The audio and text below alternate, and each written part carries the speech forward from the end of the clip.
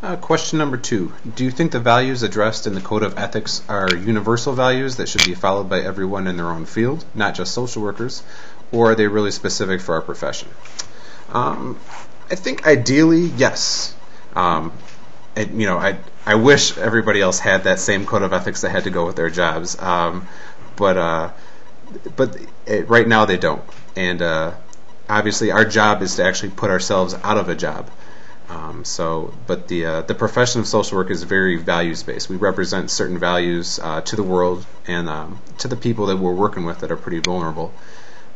So I consider part of my job to teach other people those values and to teach them how to help themselves, and then teach them to believe in themselves, because you can't believe in yourself unless somebody else believes in you first. So I know empowerment has kind of become a cliche word, but really what we're here to do is to get other people to pass it on.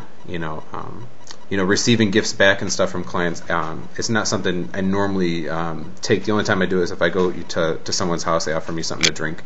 I'll do that. But the reasoning is because what we do is not supposed to directly come back to us. We're there to really teach people what they need to do in their lives, and how to do it. If people knew why and how, they usually wouldn't come to us. So in my own life, I had to see a social worker for a little bit, and then when that relationship was ending, he told me to pass it on. So that's how I became a social worker. And I think that's really what our job is to do, is after you significantly help out somebody else, they'll usually be pretty grateful. And you kind of always got to leave them with the instructions to pass it on. You find somebody else that's in that kind of spot, and sometimes a couple people, and you let them know, just kind of pay that forward.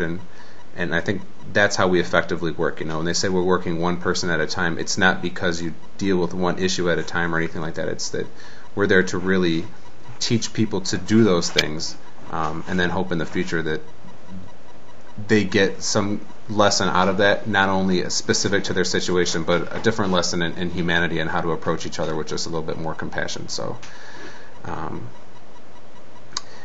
it is important to maintain the integrity of the profession when all that happens too, though. So it's interesting to see what some people consider being a social worker. Some people I know, they have a degree in human services. Some people I know have a degree in case management, LCPCs, CADCs, so depending on what the title is that person still a social worker?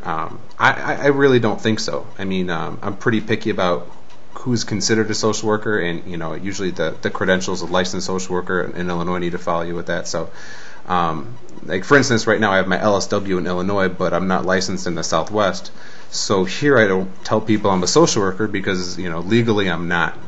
Well, of course, if you're watching this video in Illinois, maybe I can tell you I'm a social worker. I don't know. The internet kind of confuses me when it comes to all that. But you can have the values without the title. So I don't mean to insult anybody by saying anything like that, because you could still, like for instance, right now in the Southwest, I still have those values. That didn't go away just because I changed states. But I'm conscious of the fact that I don't have that title out here. And the reasoning for some of that is that title out here would kind of insinuate to people that I'm familiar with some policies and things that happen. Right now I'm in New Mexico, that would be happening in New Mexico right now. Or down here there's needs that are different. I'm about 15 minutes away from Navajo Reservation. So, and the needs and opinions and beliefs of the populations out here, I have no experience with working with. So if I were to say down here that I'm a social worker, I don't have the experience and I don't have the credentials down here, and I think that's probably for a reason. So I know that was kind of a tangent with that, but the point is that the values that you get when you become a social worker, that helps define our profession. We're a profession that's based off of values.